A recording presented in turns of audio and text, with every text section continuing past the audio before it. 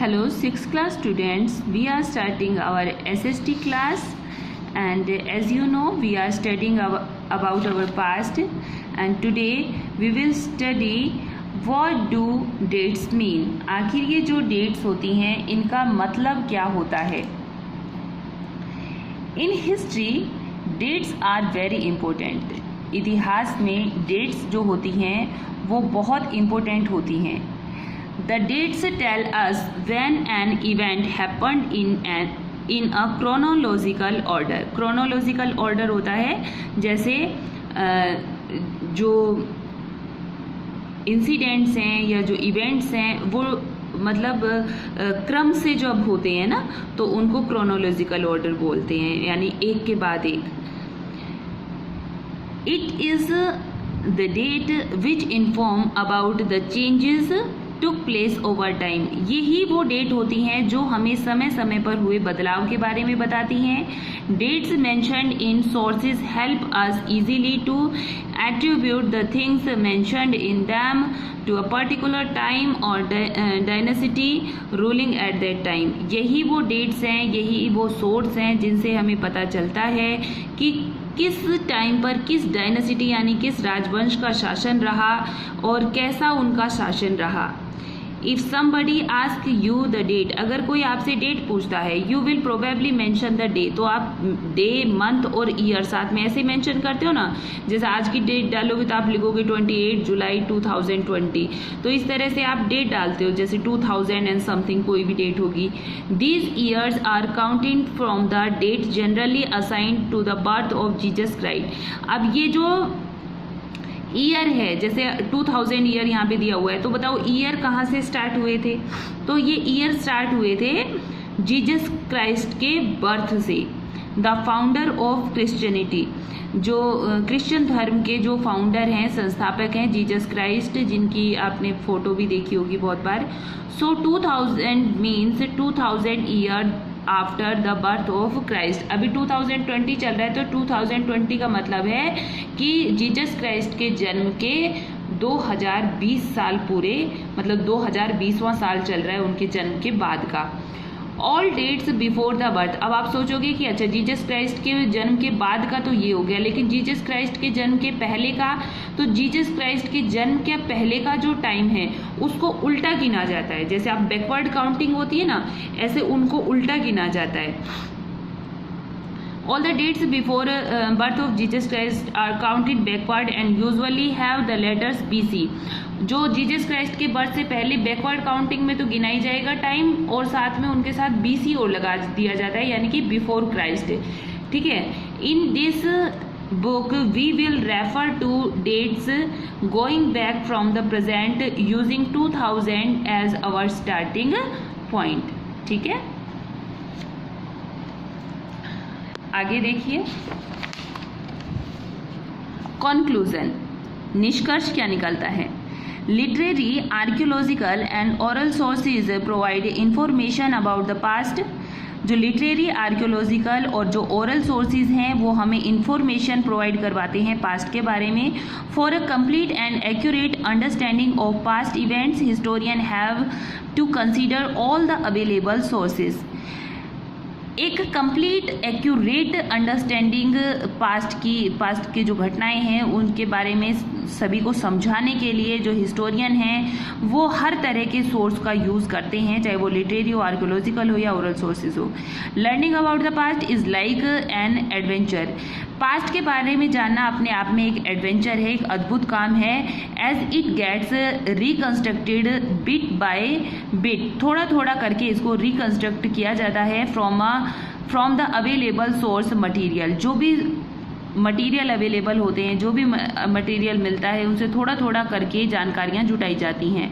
So historians and archaeologists are like detective. जैसे जासूस होते हैं ना, डिटेक्टिव जासूस, तो जो हिस्टोरियन है, जो आर्कियोलॉजिस्ट हैं, वो एक तरह के जासूस हैं। Who use all the available sources, जो हर तरह के सोर्सेज का यूज़ करके लाइक क्लूज, कोई सुराग मिल जाए, to find out about our past, वो हमारे पास्ट के बारे में जानते हैं, हमारे पास्ट के बारे में ढूंढते हैं, खोज करते हैं। मीनवाइल डेसिफेरिंग और डिकोडिंग स्क्रिप्ट, डेसिफेरिंग और डिकोडिंग स्क्रिप्ट होती है जिनको आज तक नहीं पढ़ा गया। देखो पास्ट जो है वो आज से स्टार्ट नहीं हुआ, पास्ट बहुत पहले का है, ऐसे समय का भी है जिस समय की लैंग्वेज आज तक हमको समझ में ही नहीं आई है कि क्या लिखा गया है। ठीक है, तो ऐसी स्क्रिप्ट जिनको आज तक नहीं पढ़ा गया है वो हैं डेसिफर या डिकोडिंग स्क्रिप्ट कहलाती हैं। ठीक है, सो डेसिफर और decoding script is never an easy task for historians and archaeologist. ये कोई आसान काम नहीं है हिस्टोरियन और आर्कियोलॉजिस्ट के लिए कि इन स्क्रिप्ट को समझना जानना। One of the most famous stories of decipherment is that, एक इसी तरह की डेसिफरमेंट डॉक्यूमेंट्स की एक कहानी है। किसकी? रोसेटा स्टोन, एक रोसेटा स्टोन है जिस पर कुछ लिखा गया है, which was discovered in Egypt. Egypt में ये पत्थर ढूंढा गया था। Egypt a country of north America, Egypt north America का एक देश है। इन 1799 the French discovered the Rosetta stone. 1799 में फ्रांस देश ने रोसेटा पत्थर की खोज की। एंड एंशिएंट इजिप्टियन ऑब्जेक्ट, और साथ में ही कुछ पुराने इजिप्टियन ऑब्जेक्ट भी उनको मिले, which and essentially the same text return in 3 different script. इन पत्थर पर क्या लिखा गया था? 3 भाषाओं में, 3 स्क्रिप्ट में एक ही लेटर को लिखा गया था। Egyptian hieroglyphics, demotic a simple Egyptian script. ये जो डेमोटिक क्या है? एक स्क्रिप्ट है, इजिप्टियन स्क्रिप्ट है। And Greek in 1822 the Egyptian hieroglyphic script was finally deciphered by a French scholar Jean French Champollion. तो ये जो जीन फ्रेंच कैम्पोलियन है, इन्होंने ये जो हीरोग्लिफिक स्क्रिप्ट है इसको फाइनली डेसिफर किया।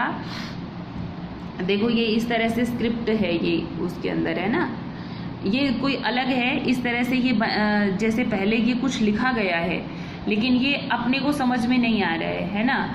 इसमें देखो ये सेम बना रखे हैं, इधर भी ये सेम बना रखा है, बहुत सारे सिंबल्स हैं जो यहाँ पे सेम बने हुए हैं, है ना। तो ये ऐसे डिकोडिंग स्क्रिप्ट है जिसको अभी तक कोड नहीं किया गया है, जिसके बारे में अभी तक पता नहीं लग पाया है। कुछ ये इसके बारे में लिखा गया है, देखिए। We have seen that inscription are written on hard surface. हमने देखा कि जो इंस्क्रिप्शंस है वो किस पर लिखे जाते हैं? हार्ड सरफेस पर लिखे जाते हैं। Many of these were written on several hundred of years ago. हमें ये भी पता है ये सैकड़ों साल पहले लिखे गए हैं। All inscriptions contain both script and language. दोनों ही जो जितने भी इंस्क्रिप्शंस हैं उनमें भाषा और जो लिपि है वो दोनों शामिल होती है। Languages which were used as well as scripts. जो भाषा का प्रयोग किया जाता है, जो स्क्रिप्ट का यूज़ किया जाता है, हैव चेंज्ड ओवर टाइम। समय समय पर वो बदल दी जाती है। So how do scholar understand. तो बताओ कि ये जो स्कॉलर हैं, जो विद्वान हैं, ये कैसे पता लगाते हैं, कैसे समझ सकते हैं कि व्हाट वाज रिटन, कि ये क्या लिखा गया है। This can be done through a process known as decipherment. इसको जो पढ़ा जाता है, डेसिफर होता है उसको पढ़ना, और डिकोड होता है जो जिसको अभी तक नहीं पढ़ा गया है। ठीक है। One of the most famous stories of decipherment comes from Egypt, a country in North Africa का देश है इजिप्ट, जिसके बारे में आपने अभी पढ़ा था। वहाँ की जो डेसिफरमेंट की जो स्टोरी है वो काफ़ी फेमस है। Where there were kings and queens about 5000 years ago. ये 5000 सालों पहले की कहानी है, रोसेटा की है, वही है ये रोसेटा की कहानी जो भी मैंने आपको पढ़ाया था। Rosetta is a town on the north coast of Egypt and here an inscribed stone was found which contain inscription in 3 different languages and script. कौन कौन सी भाषाओं में मिला था? Greek, 2 form of Egyptian. Scholar who could read Greek figured out that the name of kings and queens were enclosed in a little frame called Kartik. They then placed the Greek and Egyptian signs side by side and identified the sound for which the Egyptian letters stood as you see can see lion stood for L, यहाँ पे lion L के लिए बना हुआ है, and bird for A, bird A letter को show कर रहा है। Once they knew what the letter stood for they could read other inscription as well. एक बार लेटर्स के बारे में पता चल जाने के बाद आसानी से ही इंस्क्रिप्शंस को पढ़ लेते हैं। इसके साथ ही अपना चैप्टर कंप्लीट हो गया है। कल हम सॉल्व करेंगे इसके क्वेश्चन आंसर। सो मेरी रिक्वेस्ट है आप सभी स्टूडेंट जितना ये जो चैप्टर है इसको अगेन एक बार कंप्लीट रीड करें। Thank you, bye, have a nice day.